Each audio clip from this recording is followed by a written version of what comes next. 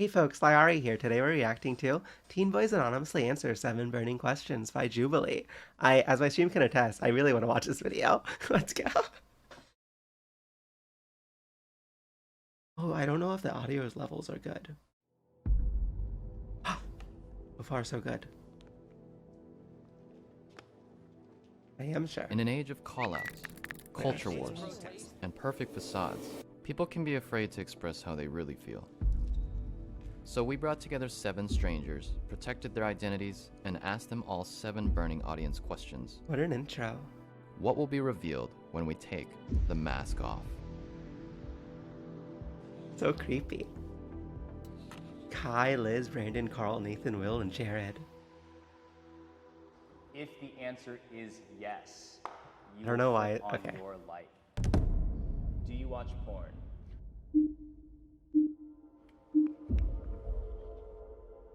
It's accessible, and because it's accessible and it's I accessible, can't tell and who it's said there, no and yes.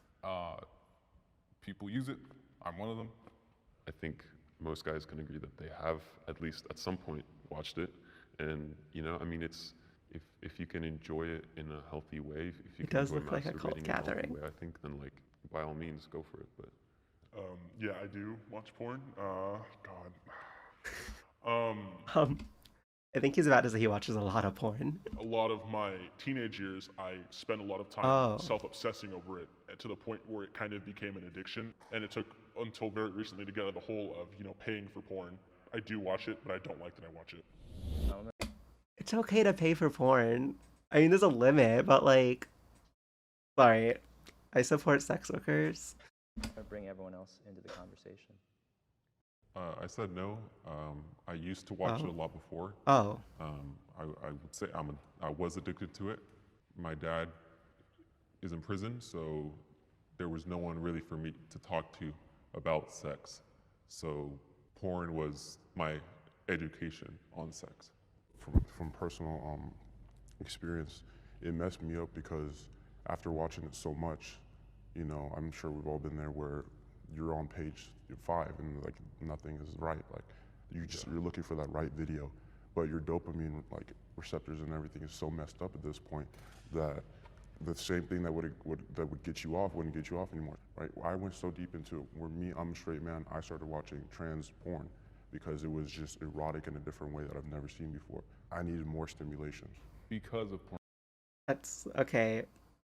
I get what he's saying. But yeah, as you yeah, definitely, like, it's really interesting because often, like, when you get really into porn, you start watching like fetishes that you'd never really be into in real life.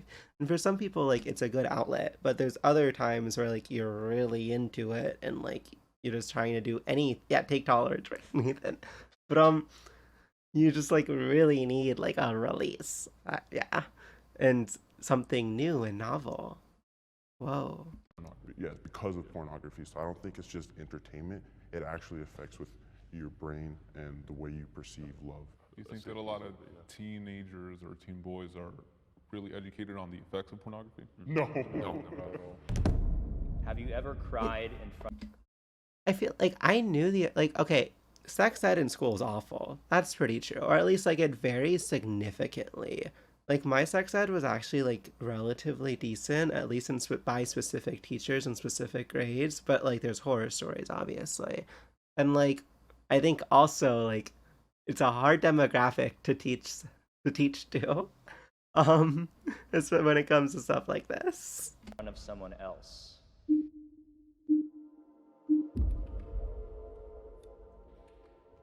I wholeheartedly agree with this statement. You never had a sex ed class in high like it's not like a class. It's like that like your science teacher or something does it and you have to like sign a waiver to get out of it if you want to get out once I need to cough. Okay.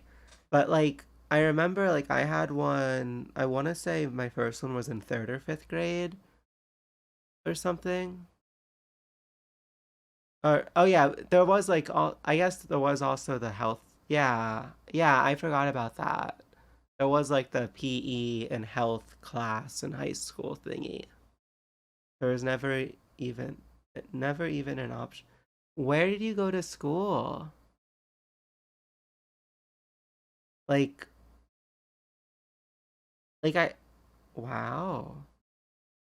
And I feel like it's easier to open up towards women, which is kind of embarrassing, but like, just quite frankly, I feel like they understand emotions more because they really understand the whole crying. I mean, I feel like crying is sort of normal to them, and they see of it as like a way to express themselves. It's interesting that you said that you're more comfortable to cry in front of women.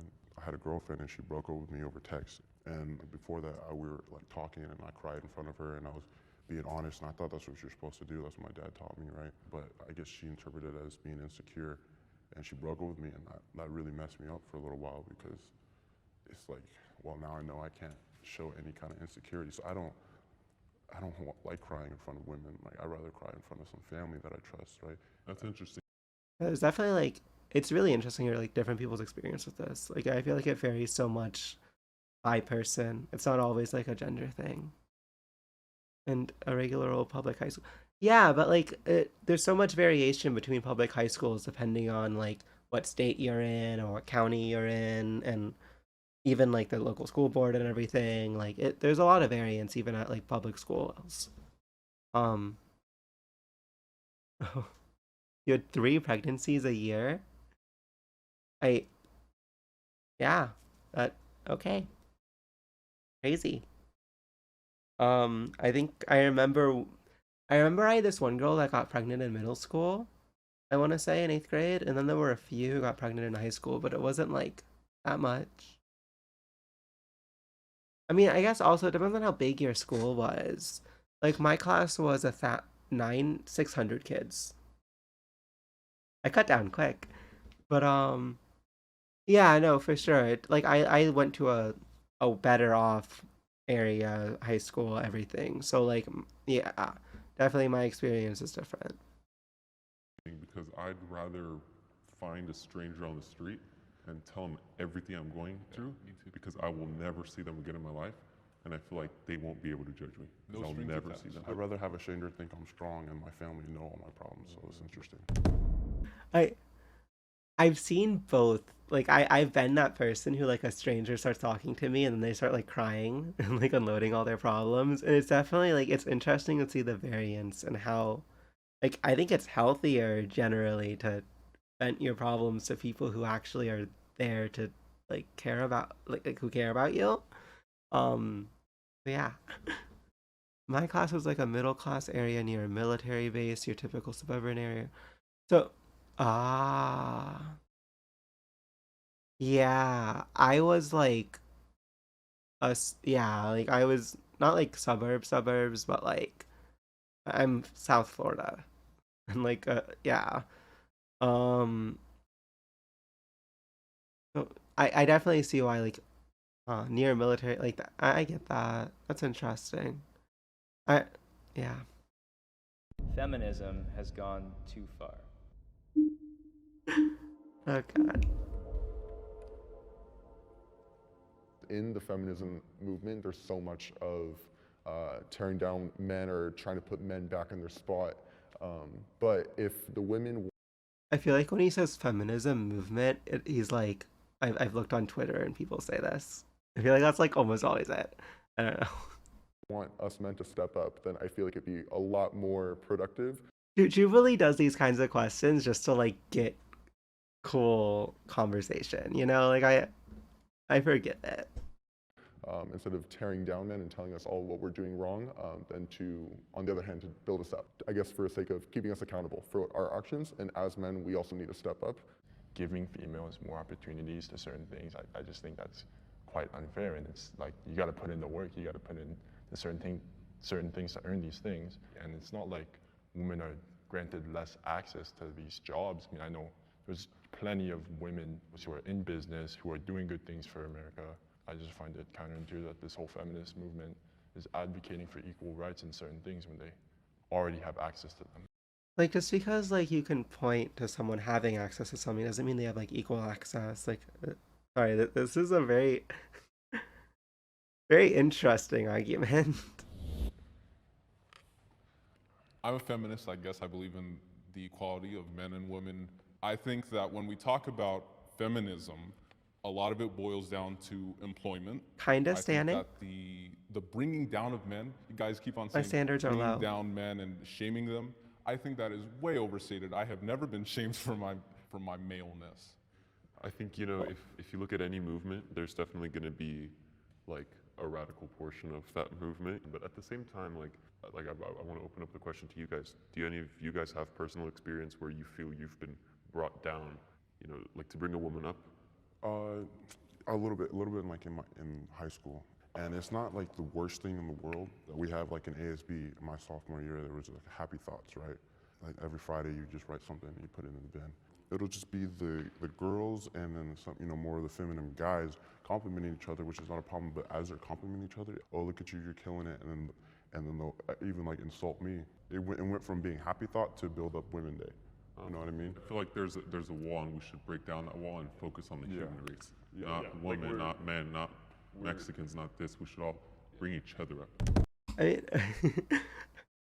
it's cool to say that, but like sometimes there are issues that affect groups of people more than they affect other groups of people, and like they don't get resolved until like people talk about them in like a productive way and actually bring light to them. So like, I don't know, like it's cute to say, yeah, like I don't see color, that kind of stuff. Intersectionality is hard, true. I've been anxious about my penis size. Yeah, it is like an end. Yeah, I started watching pornography, I think around the age of 11 or 12, and that's, you know, that's a very impressionable, vulnerable place to be in. So of course, there's always these feelings about looking at your body. Yeah, and I think the competition is probably what affects me the most part. You know, it's the thing you're like, I know good and well there's dudes bigger than me, and she says it doesn't matter, but it still plays on my mental when I go to sleep at night. this is always like one of the things I think is really interesting is I feel like, oh, if you talk to a lot of women, like they like if the penis isn't really big, then it's better because it doesn't hurt them. Um, yeah. So that it's like an interesting disconnect because like there's like porn and stuff and like obviously like, there's social societal expectations and like guys talk to each other and brag about their thick size. So like it's understandable. It's just really interesting, like to think about in like from the other perspective. Currently, I'm not really like afraid of the size that I have because Oh, these are teen boys, by the way. So I guess it's important to remember that, like, because their voices like deepened and stuff too. I am kind of becoming more confident in my body and the way that I am. I don't really feel like it's going to matter nearly as much when you're with someone for 10 years as you are for like a one-night stand. So I am not personally like that uncomfortable with my size. Everything that you just said like is true, and like you just need to become confident in your own self by knowing what people really look for. But like it's hard to get on Netflix and watch Euphoria and think like these are like grown-ass men playing high school people, and you think like, well, that's not what I look like. And then you think about like every person that I have been with or will be with has probably seen this. I think that's really where that anxiety comes from. Is just the fact that other people probably have expectations.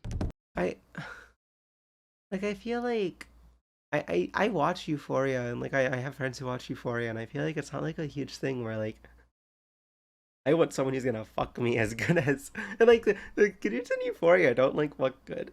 But anyways, how does that brag about having a big dick give off small dick energy? Big true. Yeah. I will say though, there was this one dude in high school who would always brag about having like a 9-inch dick, and that was verified, which is crazy. It might have been 8, but like he was known as the kid with the biggest dick in our school. He was also really fucking, but a little off, I should say. Do they hand out blue checks for that? Well, no, but they do talk. Also, he showed other guys. That's really how it got verified. Let me be clear. And like he's, as far as I know, he's straight. Like I know he dated a girl in senior year too. But Euphoria, you never watch Euphoria. I actually really like Euphoria. I think it's fun. Like if you're into just like vibey shows. It's not. Don't take it too seriously. How do you see if it's verified or not? Bragging about it doesn't send good vibes. Yeah, no, exactly. Like I think in general, if anyone's bragging about their dick size, they're just weird. Um, like I said, that dude was a little off. I have questioned my sexuality. That's normal. I guess growing up, I was never one of like the jocks of school. I always was into music. I was always into theater, and so growing up, I was always bullied because of that, because I was being too gay or whatever. And I always hung out with the girls, and so I definitely did kind of buy into what everyone else was saying. The peer pressure of like saying, "Oh, you're gay. This is how you're going to end up turning out because this is how you are now." With where I am now in my life, I've just kind of gotten to a place where I've grown to be confident. I know what my identity is. People thinking that definitely like it gets you thinking. It gets you thinking like, well, like am I or should I be? It's like should I be attracted to dudes because I Wait. like Oh, okay. things Yeah. that are quote unquote gay? But then I guess it just reveals the issue that like we've made certain things gay and made certain things straight. Yeah, right. Mine didn't stem from any kind of like extra like curricular activity. My stuff stemmed from porn, as I mentioned before. And when I started watching trans porn, and it's weird to say, but like I got Forgot really about that. nervous. I got really nervous because I thought maybe I'd be gay. And so I did my research on it, and I was kind of obsessed with trying to figure out like what this could mean. And This dude literally. Oh my god, I'm sorry. This dude literally just was searching up, "Are traps gay?" Oh my god. if I would look up with saying like if you watch trans porn, you're still straight because they're women and stuff like that. But I'm thinking like, what would my family think? I've never sought out and every time I talk to a trans woman in real life, there's no like actual attraction there. So I'm still I lost in the fact of what I actually am attracted to. But I guess I am still straight because they are women. I does he realize trans women can have like surgeries? I Okay, sorry. Quite frankly, right now, I feel happy with my sexuality. And I feel that it's not wrong to question your sexuality in terms of law in America. Like, you're free to question whatever you want. You can question your religion. You can question your culture. It's just society is the Okay, thing bye, that chat. constrains how certain things to be what's normal and what's wrong.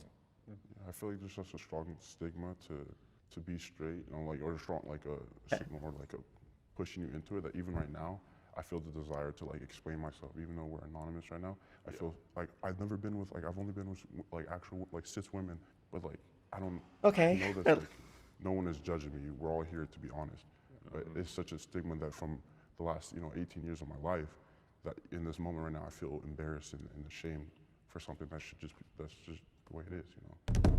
I'm scared of dying.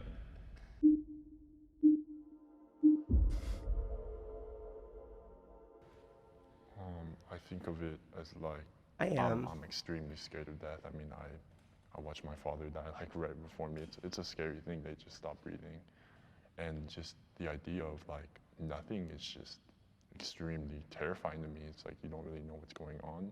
Like, are you even thinking? Are you even there? You're just a blip out of just space. It is That terrifying. must be awful. We don't know. And as a Christian, I want to pretend that like I know that there's heaven and hell, but at the end of the day, I genuinely don't know.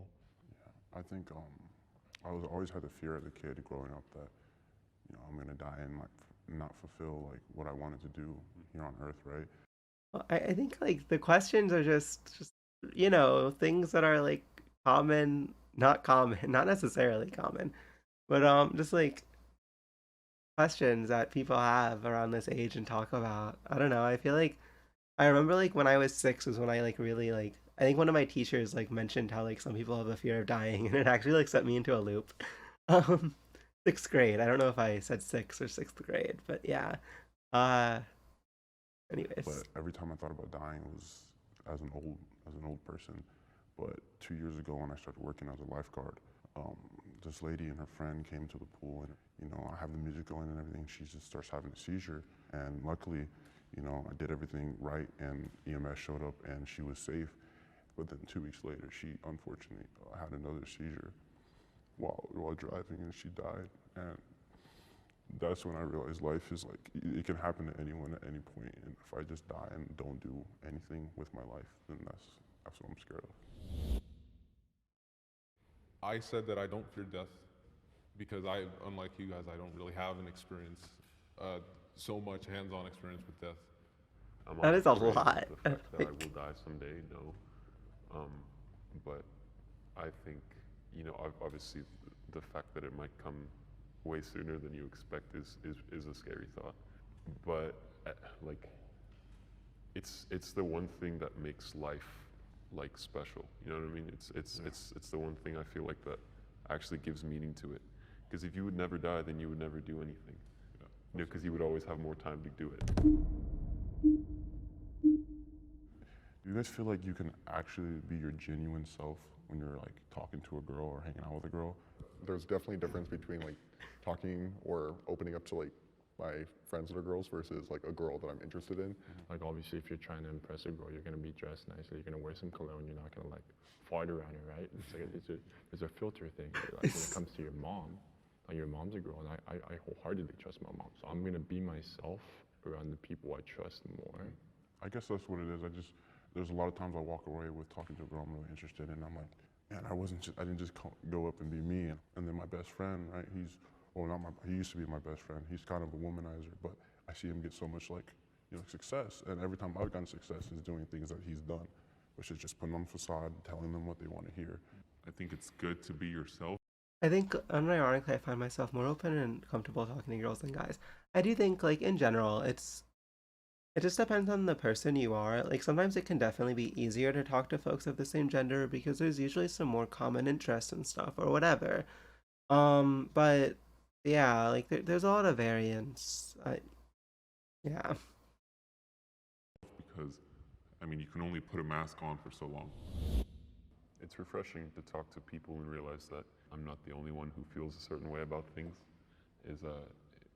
It's nice, and it's a step in the right direction for me in becoming more comfortable with being open and honest with everybody. I think just the whole open conversation, like this won't bite me in the end later, or like someone's not gonna listen to this and think, oh, that guy's bad. I have more safety of expressing my honest opinions, and whether those be good opinions or bad opinions, it's a better way to express one's true self without trying to be I prefer influenced by talking what to high school is myself. and all the people influencing you in high school, because frankly, high school is just popular culture, what people think is popular. Thank you so much. It is like I've been out of high school for like I'm not gonna say exactly how long, but a fair amount of time now. And like it's definitely like my perspective has shifted so much on a lot of things. It's really interesting. Good one, Kane.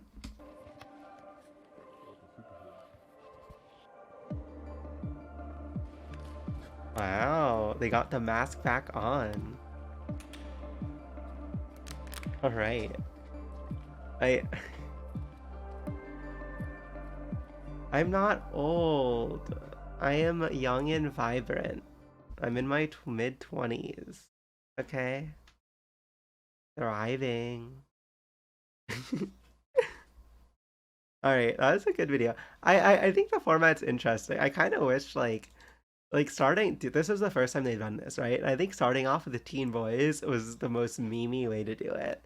And sometimes, like in that video, it was very obvious they were teenagers, and it was really funny as a result. I definitely, if they do more of these, I'll watch them.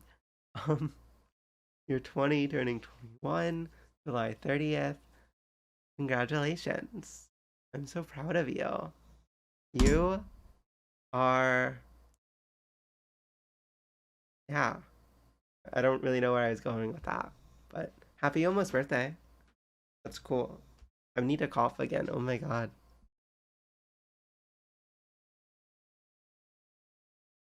I hope that you have a well birthday where you swell birthday. Yeah. Okay. Teenagers are expected to act like adults but are treated like kids. Why do adults think that being a teenager isn't stressful? That is like okay. Speaking as someone like adults definitely like say that because oh you don't have bills and there's no like hard failure, right? Like there's no like you're gonna be homeless unless you're in like an unstable environment in an unstable household, which is a real thing and people are in. But besides that, like the the actual like you're setting up the rest of your life in a way, or at least it feels a lot like it, right? And like there's so much to do, especially nowadays, that a lot of like older adults than I aren't aware of, like all the extracurricular competition and the academic competition to like that is all geared towards help letting you get into a good college, which all that stuff, or even if it's not into a good college, but like getting good experience that you can use to transition into a job environment. It's really like a lot to think about and conceptualize at that age where you're still like developing, and even like your brain is still like maturing and getting to its like point where it has its like all its functions. I don't know, like I remember like reading about how when I like your brain stops developing when you're like 23 or whatever. I don't know, just be born wealthy. True. And even, but what I'll say is even if you're wealthy, like there's still like the stress of like competing for limited spots among other extremely wealthy kids at really good schools, and your parents might have like a particular attachment to a school, and like it's like it's its own set of like stressors, and it's not as like it sounds silly, but like it is still all there. And yeah, I don't know. It's all I feel for like teenagers. There's so much like work to get into a good physician. Anyways, I oh my god, I like I'm too wrapped up. Okay, this is a lot better than normal videos because they are more inclined to say what they really want and are not swayed by others. I don't necessarily agree that anonymity always like I feel like sometimes it makes them less receptive to other people's opinions too, and more focused on their argument and saying it in the best way possible. Um, I don't know. Like I think there's like a human element to seeing other people's faces during the conversation. I say as a React YouTuber. Anyways, I hope Nathan feels better about crying in front of a trusted. Oh, I said that with the horrible tone. I'm sorry. In front of a trusted person. He just had a girl who wasn't mature enough to handle. Yes, yeah. Or be receptive to that. He deserves better relationships that can honor and respect vulnerable emotions. I do think like Nathan had some of the most like he had a lot to say. Oh, thank you, Lance7 for the. Oh wait, that's a sub note. Oh, cool. Thank you. Oh, it's a gift. Thank you, Unholy Crusader 27 for the gifted sub of Lance to L_7. Sorry, that's actually his name. I wish my high school had an esports club. Uh, yeah, me too. I wish mine did too. That would have been cool. We had like a gaming club, but it was like it literally started my senior year, and it was like super basic. Like literally like just so they could sign off on a college app that they were in a leadership position, right? That kind of thing.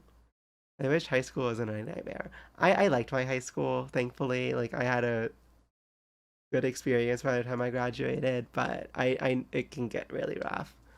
Um okay. But yeah, so Jesus Christ, this has been a long react. Thank you so much for watching, folks. I hope you have a great rest of your day. Bye. Okay.